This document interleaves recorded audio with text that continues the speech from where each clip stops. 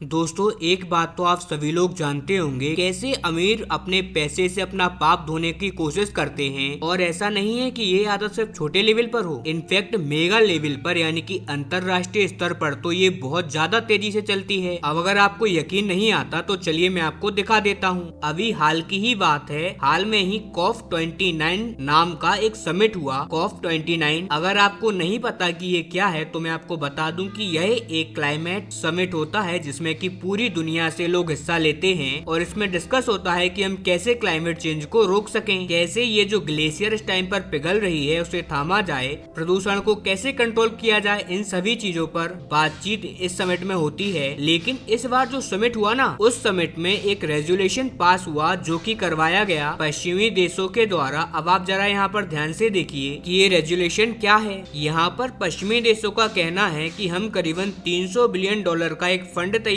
करेंगे। लेकिन दोस्तों, उससे पहले अगर अभी तक आपने इस चैनल को सब्सक्राइब नहीं किया है तो आपसे विनम्र निवेदन है कि आप इस चैनल को सब्सक्राइब कर नोटिफिकेशन बेल को ऑन कर लीजिए और वीडियो को लाइक कर दीजिए। चलिए हम वीडियो में वापस आते हैं। और दोस्तों, मैं आपको बता दूं कि $300 बिलियन बहुत ज्यादा बड़ी रकम है। करीब इस दुनिया के 150 से ज्यादा ऐसे देश हैं जिनकी टोटल अर्थव्यवस्था यानी कि टोटल जीडीपी भी $300 बिलियन नहीं है। इतना बड़ा फंड इनके द्वारा तैयार किया जाएगा और ये फंड जाएगा डेवलपिंग नेशन में। और यहाँ पर डेवलपिंग नेशन का मतलब है कि भारत, बांग्लादेश, पाकिस्तान और अफ्रीका के देश, इनके अलावा वो तमाम कंट्रीज जहाँ पर प्रदूषण बहुत ज्यादा है, ताकि वहाँ पर प्रदूषण को कंट्रोल किया जा सके। और प्रदूषण को कैसे कंट्रोल किया जाएगा, तो जो उनके देश में रिन्यूएबल एनर्जी है उनका विकास किया जा सके। जैसे कि जो न्यूक्लियर एनर्जी है उसके प्लांट लगाएं, यानी कि परमाणु से ऊर्जा उत्पन्न करके बिजली बनाएं, ताकि जो कोयले के प्लांट चलते हैं तमाम डेवलपिंग नेशन में, फिर चाहे वो भारत हो, चाइना हो, या फिर अगर हम बात करें बाकी के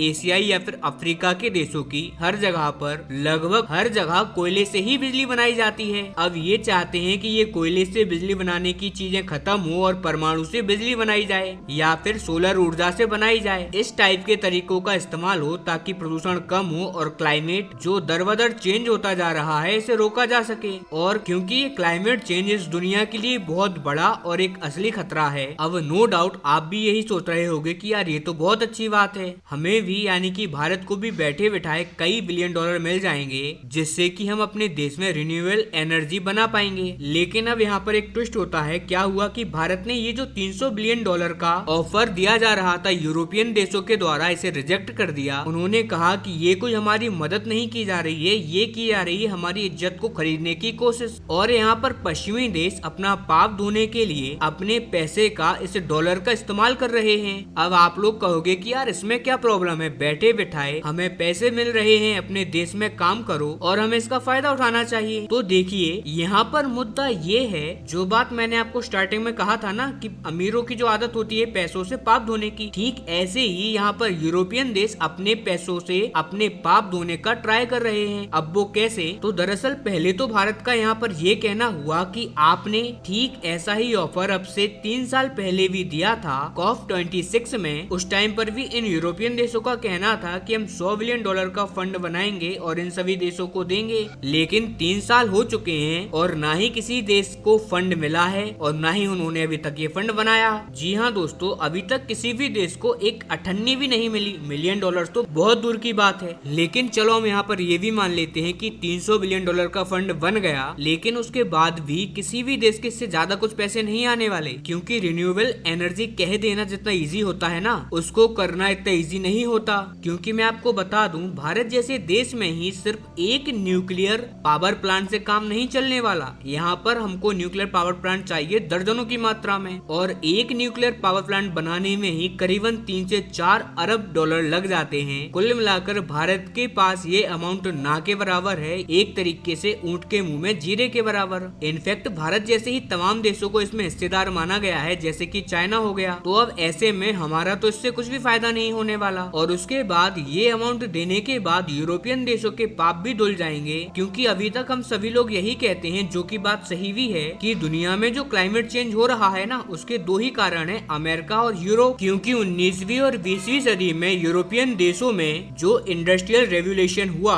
उसकी वजह से इतना भयानक प्रदूषण हुआ कि उसके परिणाम हम आज तक भुगत रहे हैं। आज भारत और चाइना चाइना में। जी हाँ दोस्तों, ये दोनों देश मिलकर जितना प्रदूषण पैदा करते हैं ना, उससे 100 गुना ज्यादा प्रदूषण इन्होंने 20वीं सदी में किया है और उसी की वजह से ये क्लाइमेट चेंज हो रहा है। और इसीलिए जब भी ये देश भारत और चाइना को क्लाइमेट चेंज के मुद्दे पर घेरते हैं कि आप प्रदूषण ज्यादा फैला रहे हैं, तो कम से कम अभी हम कह तो देते हैं कि ये हमारी वजह से नहीं हो रहा, हमसे कई गुना ज्यादा पहले तुम कर चुके हो और उसी का परिणाम आज हम सभी लोग भुगत रहे हैं। और इसी वजह से भारत ने कहा है कि अगर आपको पाप धोने हैं तो आप जरा ढंग से धो। यहाँ पर 300-400 बिलियन डॉलर से काम नहीं चलने वाला, कम से कम आपको यहाँ पर कम से कम 2-2.5-3 ट्रिलियन डॉलर का फंड बनाना होगा, तब जाकर हम कहीं सोचेंगे। और यही कारण है कि भारत ने उस टाइम पर भी 100 बिलियन डॉलर का फंड रिजेक्ट किया था और अभी जो 300 बिलियन डॉलर का फंड है इसे भी रिजेक्ट किया, यानी कि अभी तक टोटल मिलाकर 400 बिलियन डॉलर का फंड रिजेक्ट किया जा चुका है, न केवल भारत के द्वारा बल्कि तमाम डेवलपिंग नेशंस के द्वारा।